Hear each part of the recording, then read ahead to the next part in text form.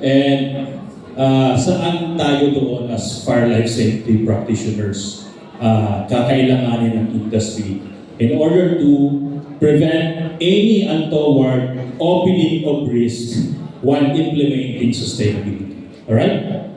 For the outline, itong outline, 6 lang naman. Okay? So, we'll discuss the impacts of fire and we'll show you why fire life safety is also sustainability. Okay? Next, we will do a background check kung bakit nga ba nauuso, saan ba nag-umpisa itong green building movement. Okay?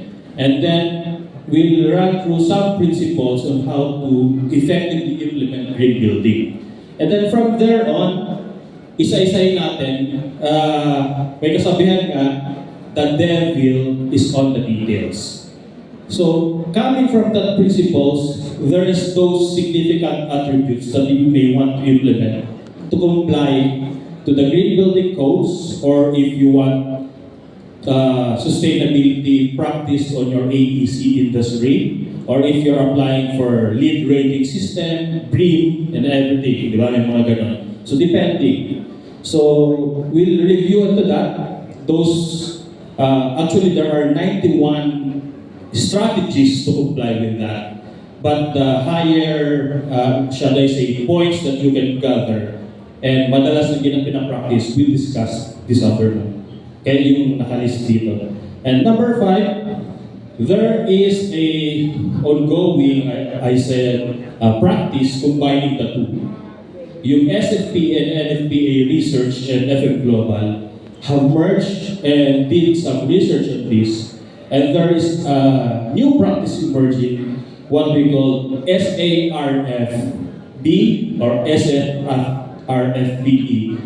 Ano ba yan? Later, we'll discuss kung yung bagong practice. No? Nag-FLS pa lang tayo ngayon, tapos biglang meron na naman bago. So it's an ongoing trend also to combine the practice of sustainability into fire engineering. And then a synopsis. And then a question and answer after that. Okay? So, before I continue the details, I want you all to focus on the screen and start questioning what are you doing right now to mitigate the impact of climate change.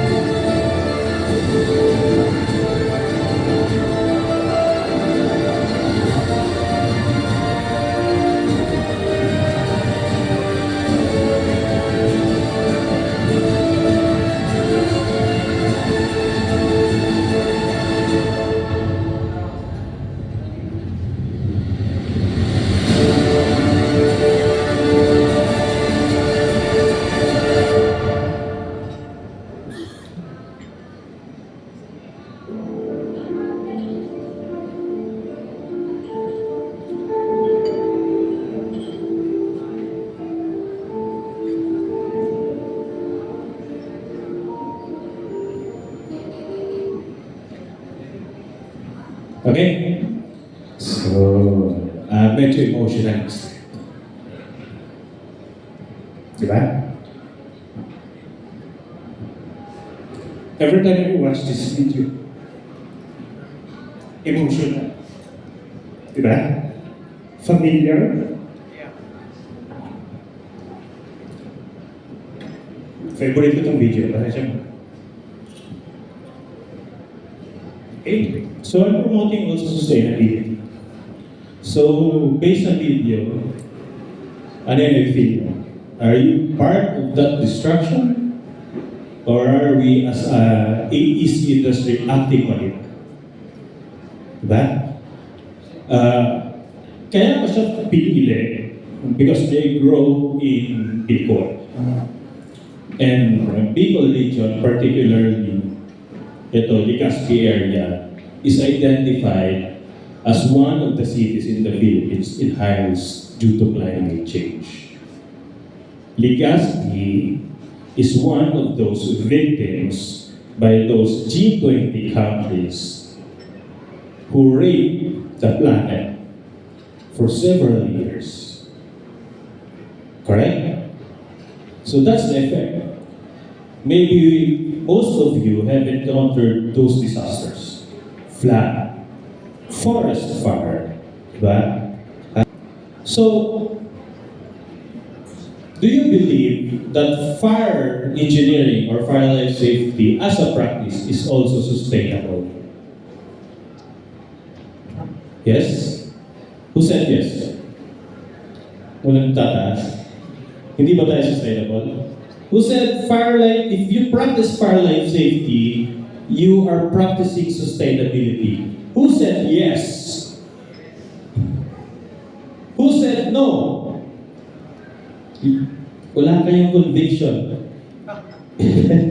If you dedicate yourselves in fire life safety practice, you are definitely practicing sustainability. Why? Pakita ko sa inyo kung bakit. A building is sustainable. It's not sustainable if it's not fire resilient. Isa-isayin natin. The three bottom line. Familiar sa sustainability. Economy, environment, community. Fire life safety encompasses all of those three practices as well. Diba? Bakit? Fire resiliency is the ability of a building to withstand the effect of fire. Fire resiliency is not necessarily fire resistance. Tama? Fire resistance involves what we are doing on a building. But fire resiliency requires you to practice beyond that so that you have an impact to the three bottom line. Paano natin magagawa yun? Isa-isahin natin. Let's define sustainable buildings. So the practice of creating sustainable and high-performance structure that is holistic in our approach. PIFPO is holistic on its approach. We are only the organization integrating all the practices of fire and life safety. Agree? Yes. There's no other organization doing that. So we're doing it holistically, together with the authority having jurisdiction here. Okay? So thereby, sustainable buildings must be fire safe and fire resilient. Agree? Okay. So however, where is the disconnect? Bakit yung green building practitioners or those trying to implement sustainability in their practice sometimes just focusing on implementing the requirements on the rating that they would like to comply? Pataasan halimbawa ng insulation for thermal reduction, energy efficiency, di ba? Kasi most of them thinks that the fire safety is already covered by the codes, and thereby they are no longer willing to touch on the performance of those materials. They're integrating on the structure with respect to fire life safety. However, yung building codes and regulation also only deals with fire safety for the safety of the people and not the overall resiliency of the three bottom line. May naiiwan. There's a big gap. The reason I'm doing sustainability and we are, on the other hand, just performing fire life safety.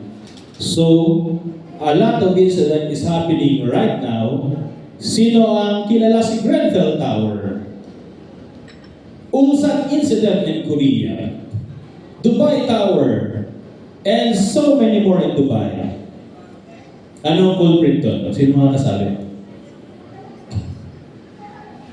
Facade insulation. They would like to increase their performance in thermal insulation, risking fire safety. So, nandun nagmula yung disconnect. So, let's discuss the effect of fire life safety, our practice, to the triple bottom line, and why fire life safety practice is sustainability in itself. Start with the environment. Okay? Fire resiliency and the environment. So, ang fire can reduce the sustainability of a building. Pag nagkaroon ng sunog, ano nangyayari? All those materials are burned off, di ba? It will release pollutants. Kung mga manufacturing plants, toxic chemicals, and so on and so forth. Okay? Pag large fire incident, it can even have long-term effect. Continuous air contamination. Familiar tayo? Maui incident.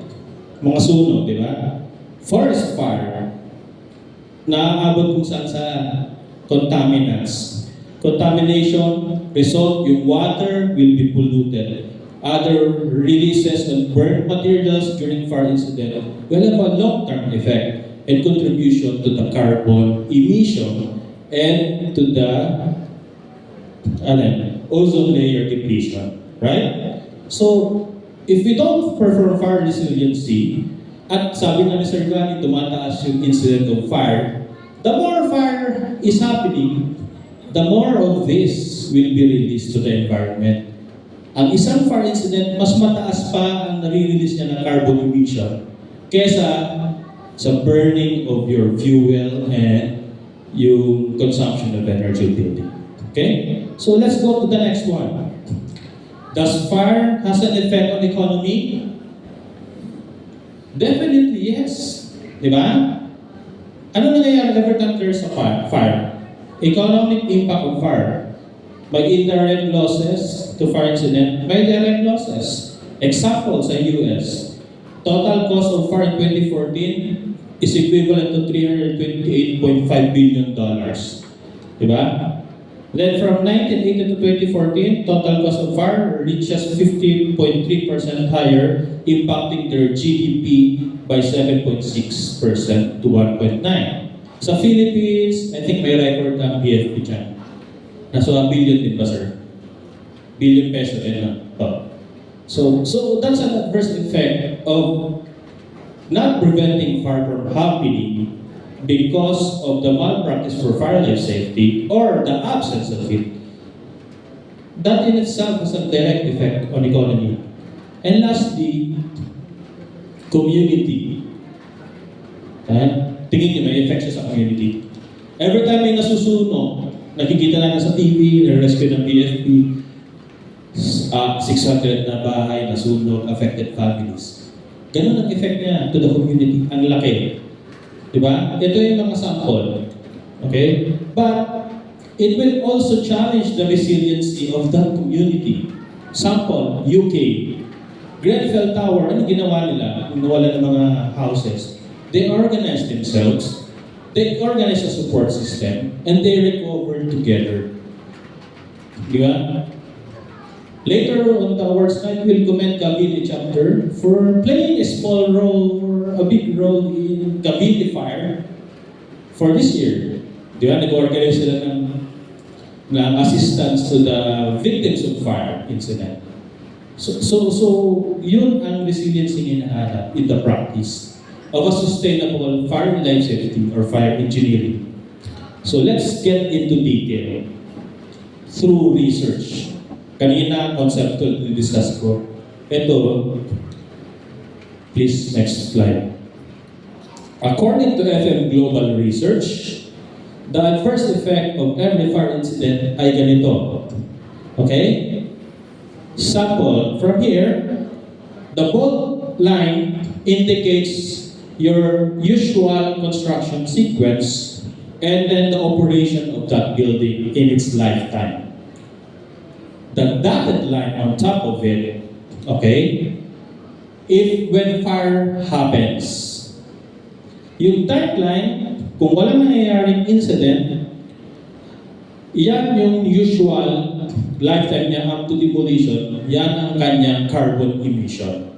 Alright? However, pag may nangyaring fire during the life cycle, mag-i-increase ang carbon emission niya, including the recovery. Imagine nyo, demolition results to waste. That fire release will contribute around 30 to 40 kilograms of carbon emission per square meter. 30 to 40 kilograms of carbon emission per square meter of your building, of about 1 to 2% on the life cycle of structure. Ganun ang effect every time hindi natin ma-perform ang ating responsibility as FLS practitioner to avoid fire. Okay? Next. Kasi ito yung pressing issue ngayon carbon emission and water usage. Diba? Ito yung pressing issue sa mundo ngayon. Water usage. Every time may fire, kailangan ko ng tubig. So here on the study here, as shown sa graph, kinumpare ng FM Global yung process of suppression of fire. Sinasabi niya dito, for buildings without sprinkler systems, mas malaki ang potential na gamiting water to suppress the fire. But if you practice fire life safety, fire protection engineering, and the building is installed with sprinkler system, a 50% of water use reduction will happen. Diba? So sustainable. Pag naglagay ng sprinkler at hindi mo inayaan yung mga equipment lang ng ating AHJ or BP ang mag-suppress, 50% ang pwede natin matipid in water use. Okay? So may study na kaya din sila Sir Gary kung ilang tubig na ubus nila sa total of fire para magandang i-research din sa part natin sa PIFPO. Ano? Ilang tubig bang naubos nila for the total fire per year per capita. Diba? So, para may isa din sarili na tayo numbers of the Philippines. Okay? So, naniniwala na kayo na our practice is sustainability also? Yes? With conviction? Yes! Okay. So, let's go to why we're talking about this one. Let's go back. Bakit nga ba sikat yung green building ngayon? But why is everybody jumping on that shit? Dito siya nag-umpisa. Ito yung roadmap nung growth of the green building movement. It all started in UK and Europe. Yung tinatawag natin BREEAM, 1990. Yan yung pinakaunang green building rating system implemented across the world. Sila nag-umpisa. They decided to take action to slow down the climate change. And then, it goes streamlined. Inadapt ng USA in 2000, which is the LEED rating system. Leadership in Energy, diba? And Environmental Design, which I'm practicing also. And then, nanganak yan. Even as we have the Philippine Green Building Council, and then we have now the implementing rules and regulations for the NBC, na Philippine Green Building Code. Meron na rin tayo. However, this one started accelerating in the year 2015 when the World Green Building Council was organized in partnership with the United Nations. And then, yung sa Paris, nagpirmahan lahat ng member countries at ipinanganak ito. Next slide. Who's familiar with this one? Yung mga big companies, are you practicing this already? Hinahabol na ba kayo nito ng mga boss nyo? Anong tawag dito? Ha? Ha? Sustainable Development Goals. The 7 SDGs adopted by United Nations, signed by the Philippines also. Meaning, we're committing ourselves to this practice. Ano ba yung SDG? In 2015, it's a 17 interlinked goals, and the purpose of which is to eradicate poverty, hunger, promoting quality of education, gender equality, all the way to ensuring clean water and sanitation, affordable clean energy, and sustainable cities and communities. So doon tayo pumapasok, sustainable cities and communities. So out of the 17 practices, we as building professionals are assigned to contribute yung mga naka-gray. Tandaan nyo yung naka-gray. Later, isa-isa natin yung meaning niya. So, eradicate poverty, blah blah. So, yan ang naka-ano sa atin. Okay? So, may tutulong sa akin to provide you an introduction, mabilis, kung ano to, para alayin tayo, ano yung SDGs. Next slide, please.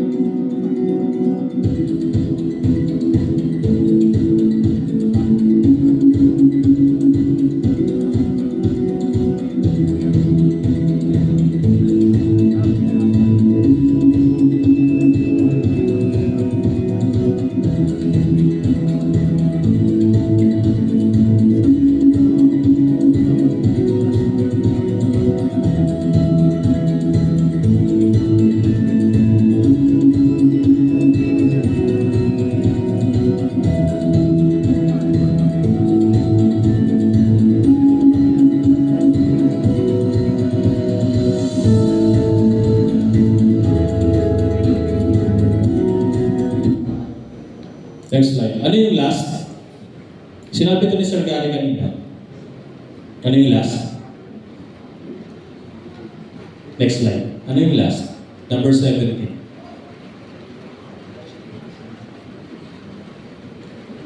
Partnership. Tama? Sinabi ko ni Sir Gary kanina. So, it's a partnership. Okay? So, if we partner together, ito yung kailangan gawin ng ating profession.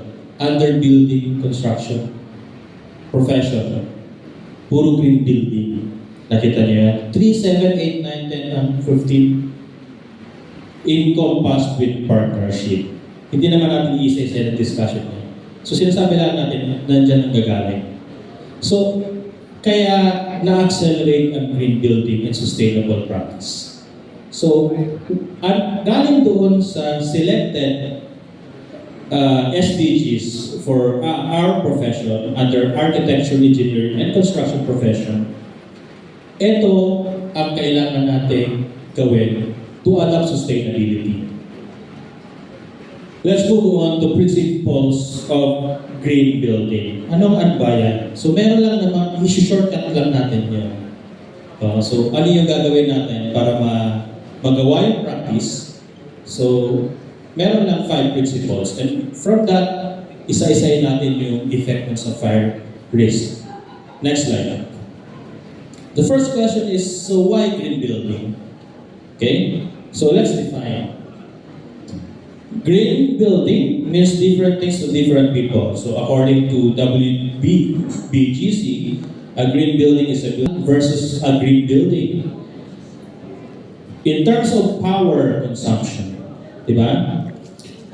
Conventional building is using 45% of world's power. If you adopt principles of green building, you can reduce 50% of that. Okay? Next, conventional buildings is responsible for 35 to 39% of greenhouse gas emission. If we practice green building, you can reduce 35% of that effect. In water consumption, conventional green building is using 80% of water resources. If we practice green building, 40% of that can be reduced. And for the waste, kasama yung kanina pag nasunog, okay? 40%